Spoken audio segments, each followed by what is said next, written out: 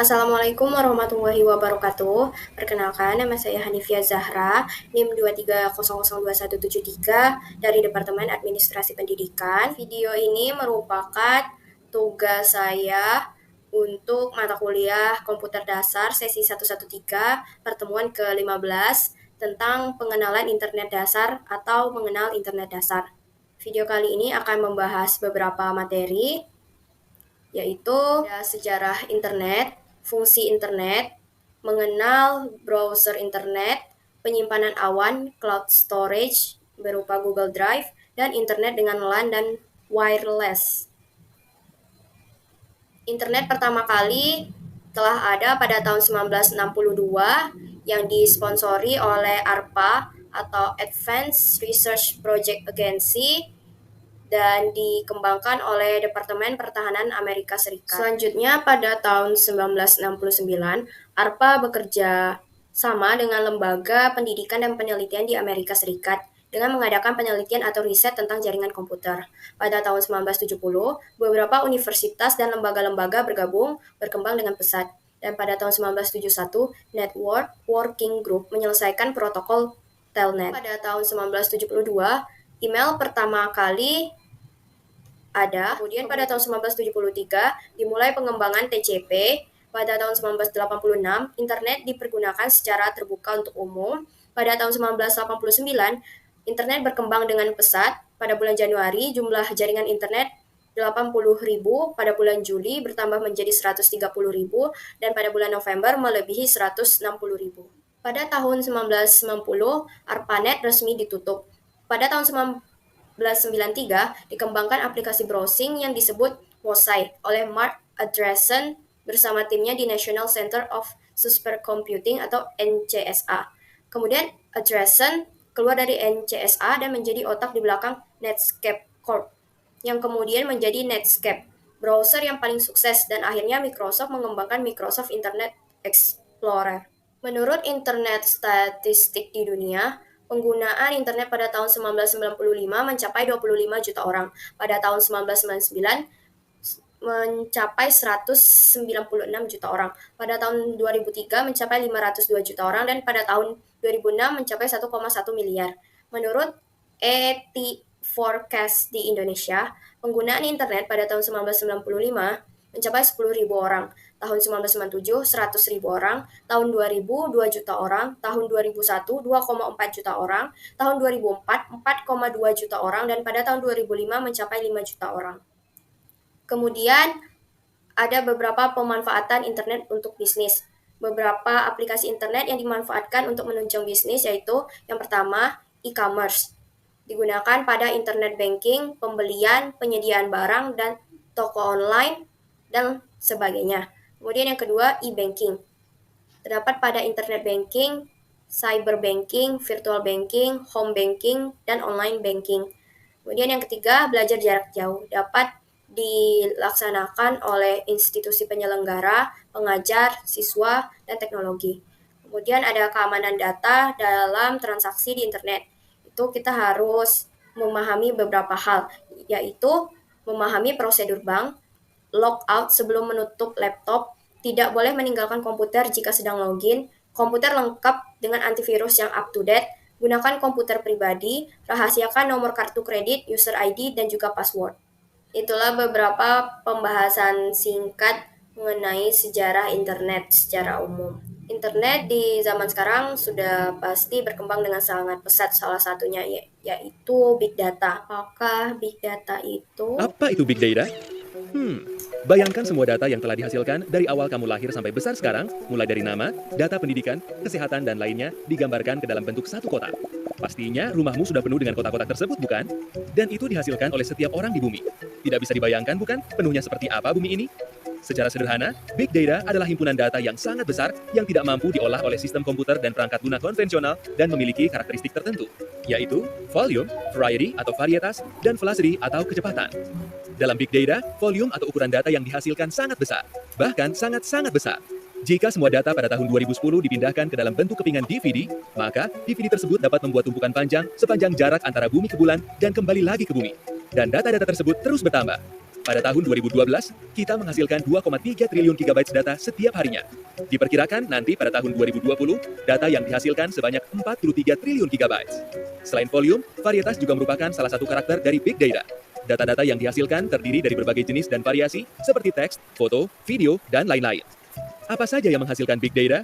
Banyak sekali. Salah satunya adalah adanya Internet of Things. Internet of Things bisa diartikan di mana benda-benda di sekitar kita dapat berkomunikasi antara satu sama lain melalui sebuah jaringan seperti internet. Mulai dari handphone, televisi, jam tangan, bahkan sampai lemari pendingin. Semua benda-benda tersebut menghasilkan data. Baik itu data tentang letak titik macet di suatu tempat, data berapa detak jantungmu berdenyut setiap hari, data tentang berapa langkah kaki yang kamu ambil setiap hari, data perbankan, kesehatan, sensor untuk mengumpulkan informasi tentang iklim, postinganmu di sosial media, data transaksi kartu kredit, dan yang paling penting adalah data untuk ilmu pengetahuan.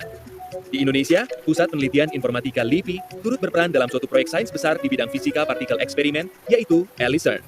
Proyek tersebut menghasilkan data yang sangat besar, sehingga membutuhkan high performance computing untuk mengolahnya. Data-data yang telah dihasilkan kemudian harus dapat dianalisa dengan sangat cepat untuk menghasilkan informasi. Itulah mengapa velocity atau kecepatan merupakan karakter penting lainnya dari big data. Coba bayangkan, bagaimana saham-saham perusahaan, rute jalan, perkiraan cuaca dapat diketahui dengan hitungan menit, bahkan detik, jika data-data besar tersebut tidak dianalisa dengan cepat. Tentunya perangkat komputer biasa tidak dapat menangani hal ini. Bisa jadi akan menghabiskan beberapa tahun untuk melakukan itu. HPC adalah jawabannya. HPC atau High Performance Computing adalah sistem komputer yang dibangun agar mampu menyelesaikan beban komputasi yang tak terkira beratnya dalam waktu yang masih bisa diterima. Sebuah sistem HPC terdiri dari puluhan, ratusan, bahkan ribuan CPU core yang saling terkoneksi untuk menyelesaikan suatu komputasi secara paralel. LIPI mempunyai dua sistem HPC yang dikelola Pusat Penelitian Informatika, yaitu di Bandung dan Cibinong. LIPI membuka kesempatan kepada masyarakat yang ingin menggunakan HPC tersebut untuk kepentingan ilmu pengetahuan secara gratis. Untuk lebih lanjut, silakan buka grid.lipi.go.id dan mari bekerja sama untuk kemajuan ilmu pengetahuan di Indonesia. Jadi, bisa ditarik kesimpulan bahwa big data merupakan suatu fenomena yang tercipta karena adanya kemajuan teknologi. Dan mau tidak mau, kita harus dapat menghadapinya. Lalu bagaimana big data Google? A data center is the brains of the internet, the engine of the internet. It is a giant building with a lot of power, a lot of cooling, and a lot of computers. It's row upon row upon row of machines, all working together to provide the services that make Google function. I love building and operating data centers. I'm Joe Cava, Vice President of Data Centers at Google. I'm responsible for managing the teams globally that design, build, and operate Google's data centers. We're also responsible for the environmental health and safety, sustainability, and carbon offsets for our data centers. This data center here in South Carolina is one node in a larger network of data centers all over the world. Of all the employees at Google, a very, very small percentage of those employees are authorized to even enter a data center campus. The men and women that run these data centers and keep them up 24 hours a day, 7 days a week, they are incredibly passionate about what they're doing. In layman's terms, what do I do here? I typically refer to myself as the herder of cats. I'm an engineer, hardware site operations. We keep the lights on, and we enjoy doing it. And they work very hard. So we like to provide them a fun environment where they can also play hard as well. We just went past the 3 million man-hour mark for zero lost time incidents. 3 million man-hours is a really long time. Bagaimana data itu disimpan di Google?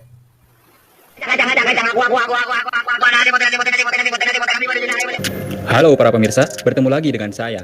Seberapa sering Anda upload foto, MP3, video maksudnya video action, atau bahkan video alay Anda ke media sosial? Nah, tapi ngomong-ngomong, kalau kita mengupload sebuah file ke internet, pernahkah kita bertanya tentang data digital di internet? Bahkan hampir semua orang di seluruh dunia mengupload foto, video, MP3, dan lain sebagainya ke internet setiap hari. Nah, yang jadi pertanyaan di benak Pithecanthropus erectus, seberapa besar data digital dan di mana semua data itu disimpan?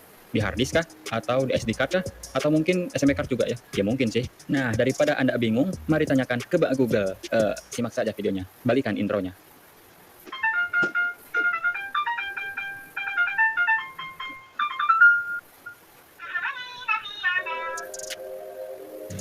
Semua data yang disimpan di seluruh dunia ada di beberapa lokasi. Begitu banyak pusat data yang memegang data tersebut.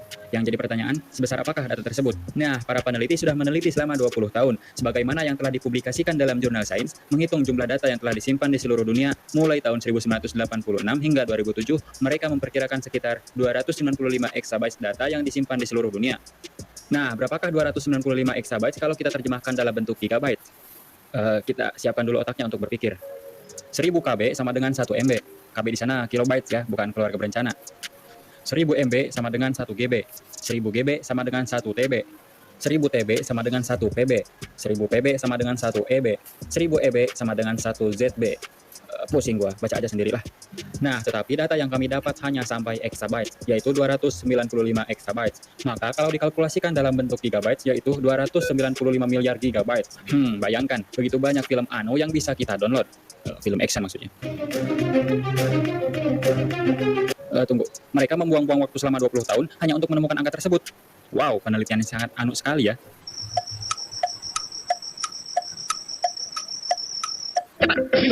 Nah, inilah kata-kata mutiara yang menyentuh dari Dr. Martin Herbert, University of Southern California in BBC Skin in Action. Andaikan kita mentransfer data-data tersebut dalam bentuk sebuah buku, maka itu mampu untuk menutupi seluruh wilayah Amerika Serikat atau Cina dalam 13 tumpuk buku. Katanya biar greget aja sih. Itu perhitungan data dari tahun 1986 sampai 2007 saja. Dan data dari 2007 sampai sekarang belum dihitung. Dan perlu diketahui, kapasitas storage berlipat ganda setiap 3 tahun. Dikalikan 3, jadi tahun ini di seluruh dunia menyimpan sekitar 900 exabyte data. Kita masuk pada materi mengenal browser internet. Jadi, browser ini ada bermacam-macam. Jadi di sini ada bermacam-macam browser. Ini contohnya, inilah 7 browser terbaik di berbagai macam platform. Yang pertama itu ada Mozilla Firefox. Yang kedua ada Google Chrome.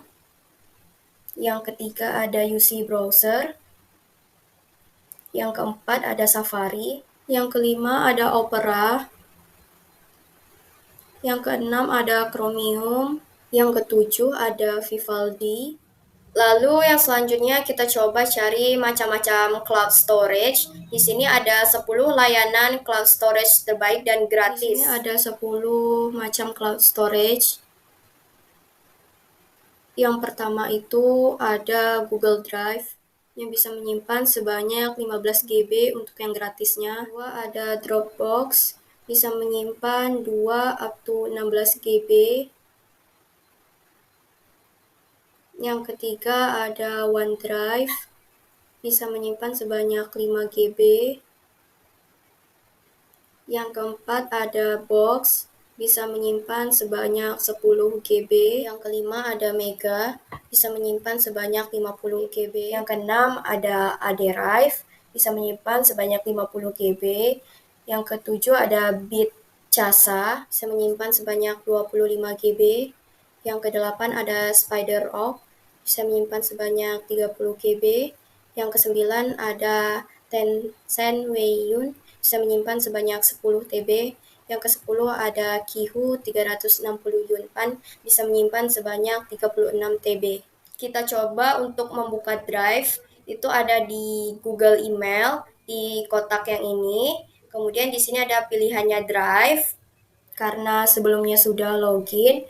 Di sini, ini tandanya, maka tampilannya akan seperti ini dan sudah terpakai sebanyak 953,7 MB dari total keseluruhannya itu 15 GB.